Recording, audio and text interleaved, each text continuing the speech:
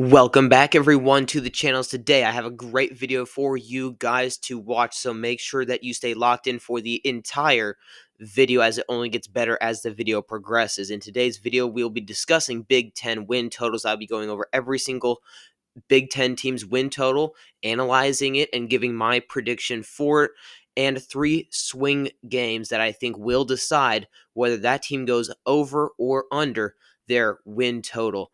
All right, without further ado, let's just get right into it. Kicking things off here, I have 4 Big Ten teams who I'm confident will hit either the over or under on their win total. Let's look at them now. As you can see on your screen, you see all 4 of them. But let's take it one by one. By the way, these odds are courtesy of FanDuel. I have Indiana going over their 8.5 wins. I think that is plus 122, so you get plus odds on that bet. And I have 3 swing games for each team. These games will, in my opinion, decide whether they hit their over or under. So I think that Indiana's 3 swing games come back to back to back. You know, if you look at their schedule here, they have 3 cupcakes in the first 3 weeks. And then in weeks 4, 5, and 6, they have versus Illinois, at Iowa, and at Oregon. Those games are going to be vitally important. If they win, though, if they come out of that with a winning record against those 3 teams, let's say they beat Illinois and Oregon but lose to Iowa, or they beat Illinois and Iowa, lose to Oregon, or however you want to play it. I think if they come out of that 3-game stretch 2-1, they're in prime position. They're to just coast the rest of the season and probably make a college football playoff, but at the very least get to 9 wins. Because if you look at the rest of their schedule, that means they're 5-1 going into Michigan State, UCLA, and Maryland. That's 8 wins right there, in my opinion. Then at the back end of the schedule, you have Penn State, Wisconsin, and Purdue.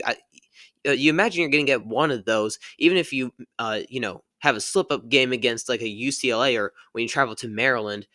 You still have Wisconsin and Purdue on the back end of that schedule. Wisconsin at home, Purdue on the road. So I think that Indiana is in prime position to hit that 9 wins to get over that 8.5 mark. So I'm very confident that they will be doing that as long as they can come out of this stretch of 3 games with a winning record. Now, if they lose all 3, then I mean this bets are off. But even if they win 1, that's going to put a pause in this prediction here, because you look at the rest of the schedule. You're hovering at like 8 wins if you come out of that 3-game stretch 1 and 2. Now let's go to the next one here, which would be Wisconsin. As you look straight down, I think that they will hit the under on their 5.5 win total. Look, Wisconsin is a bit of a train wreck right now. If you've watched previous videos, I've given my takes on the rosters, so I need not repeat some of that now, but let's just dive right in. My 3 swing games here for them are versus Iowa, versus Washington, and at Minnesota. Obviously, they have Alabama on the schedule. They're not going to beat Alabama, so that's not a swing game. Same reason for Indiana, why I did not say that Penn State was a swing game, because they're probably not going to beat Penn State, and that's not a game that's going to decide their win total. Just with Wisconsin, Alabama going to play down there at Bryant-Denny Stadium, that's not going to make or break their win total. They're going to be losing that game. So, it's not a swing game. So, you come to the first swing game for them. By the way, Wisconsin, brutal schedule. Absolutely brutal. They're playing a top-end team. After week 2, they're playing a solid team pretty much the rest of the way, maybe except for Maryland.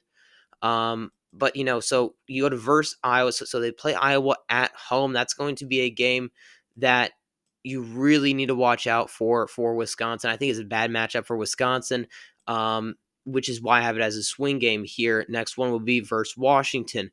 Washington is a team that I think Wisconsin might match up well.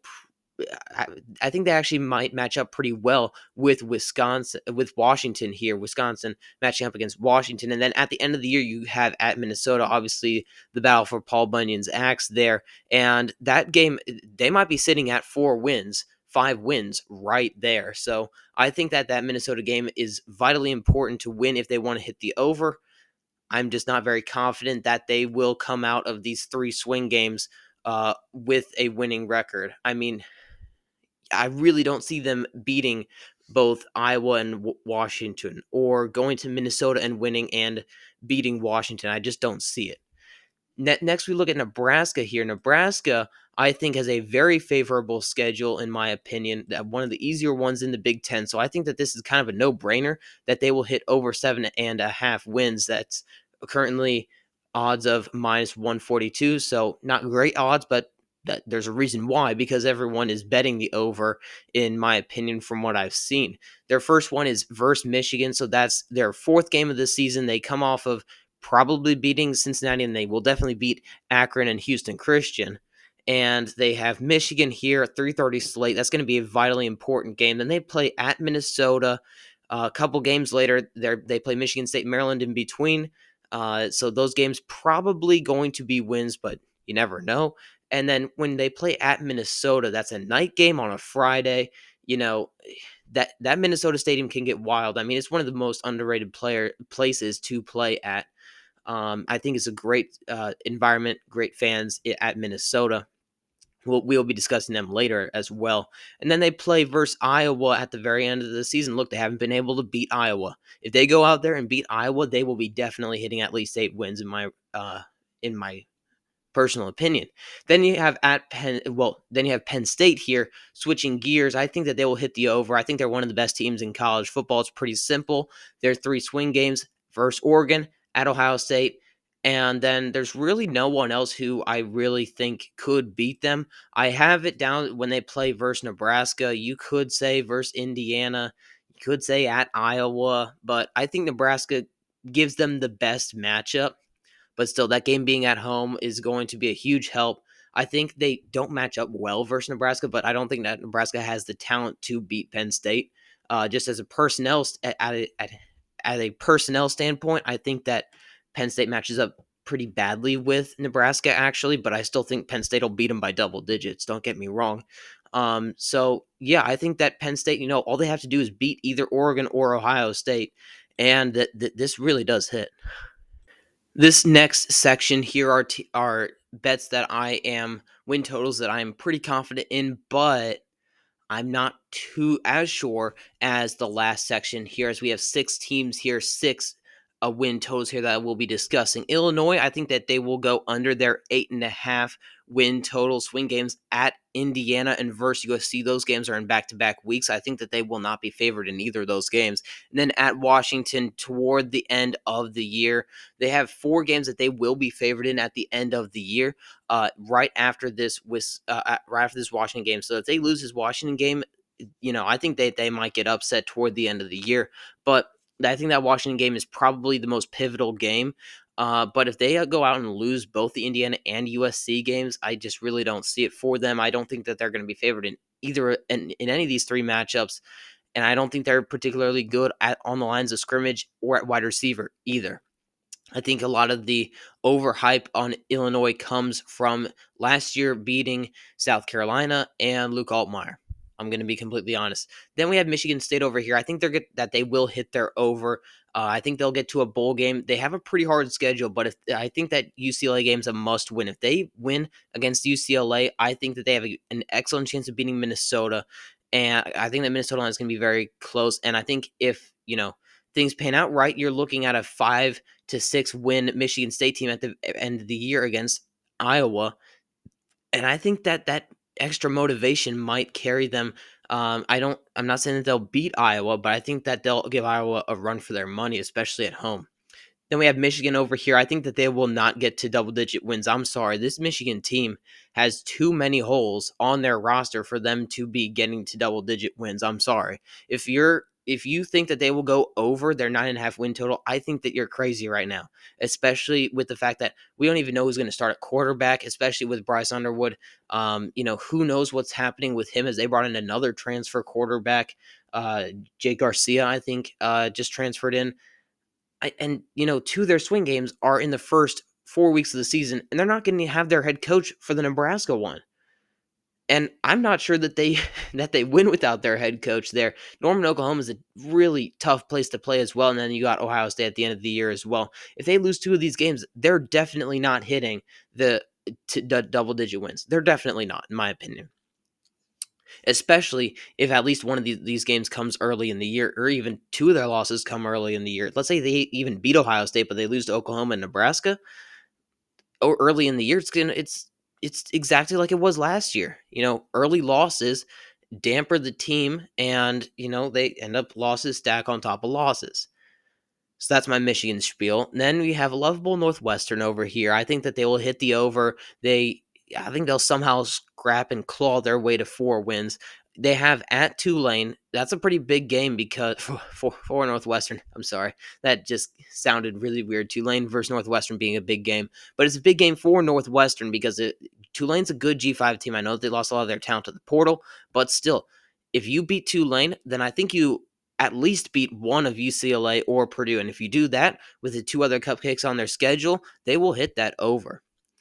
Next, we have USC over here. I think that they will hit their over at 7.5. I think they'll get to at least 8 wins. I think that depending on how Michigan does, I think that they possibly could be favored at home versus Michigan.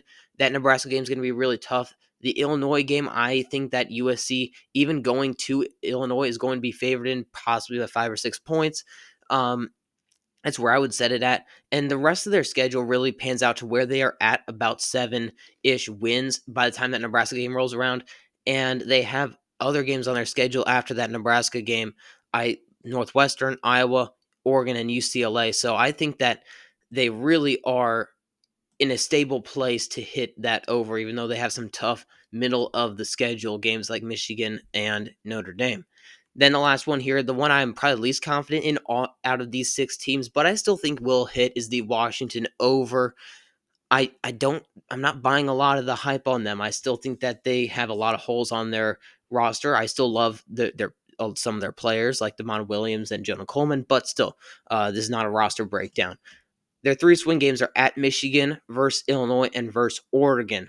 That Oregon game is crucial. I think that they'll be hovering right around 7 or 8 wins right when they hit that Oregon game. If they can beat Oregon, first of all, that would be massive. Second of all, I think that they're going to get to 8 or 9 wins if they beat Oregon because I think they're hovering right around 7 or 8 wins right when they play Oregon at the end of the year. I think that they could be favored in the Illinois game. I do not think that they'll be favored when they go play at the Big House, but still, if they pull out one of those ones plus an Oregon win, I think that they're set up for success in 2025. All right, final tier here are the toss-ups that really could go either way, but I still have a prediction because why not? Purdue over 3.5 wins. Their swing games are at Minnesota, at Northwestern, and versus Rutgers. If they can win 2 of those, they will definitely get to 4 wins. I honestly can see them beating all 3 of these teams. I could also see them losing all 3 of these teams to these teams as well. Barry Odom, I think, is a very good coach, and I think that him being a good coach will buy them a couple wins here and there. But will they get to 4? I mean, like I said, it's a toss up, but I do think that they will hit the over. That's my prediction. Ohio State, I have them over and Oregon under. Like I said, like flip a coin with these 2 teams. Ohio State's got a harder schedule, but I think they're overall a better team than Oregon is. I think that Oregon will struggle versus teams like USC and Indiana and even Washington, like we just said. I think that they will not be favored against Penn State. Whereas I think Ohio State will be favored against Penn State, but Ohio State has to play at Michigan, who has been the bane of their existence since 2020. And they have Texas in week 1, who I'm going to put out a game preview for that one because that's a fascinating matchup there for them. But Ohio State, I have them going over and Oregon going under their win totals there. As you can see, UCLA, I think that they will make a bowl game at over 5.5 wins. I mean, you could really make the case that they'll hit the under, and I wouldn't be mad at you, and I would respect that. But I think that I value Nico Yamaliov a lot higher than a lot of other college football analysts out there. I think he's a really good quarterback. I mean, the circumstances weren't ideal. What happened to him? I mean, I have a whole video out on the channel about that. But anyway, I think that their swing games are at Michigan State versus Maryland and versus Washington. I think they'll be favored in at least 2 of these games, and I think that if they win at least 2, they'll hit the over. Rutgers over, Minnesota over as well, Maryland under, and Iowa over. I think that Iowa win total is kind of a bit of a diss to them. I mean, they had 8 wins last year, and that was the lowest they've had in a couple years at least. So, I mean, I think that they'll definitely hit 8 wins as long as they beat the teams they're supposed to beat. Minnesota, I think that they'll hit the over as well. Their defense is too good to not. Rutgers, I mean, they're just so steady. I mean, I think they'll make a bowl game. And then we have Maryland, who I think is a train wreck. Even at 4.5, I think that they'll still hit the under, even though they have a very easy schedule. I just think that they're way too much of a train wreck to resurrect, in my opinion. All right, thank you guys so much for watching. That's the end of the video. I will see you guys in the next one. Make sure to like, comment, and subscribe, and I'll see you guys in the next one.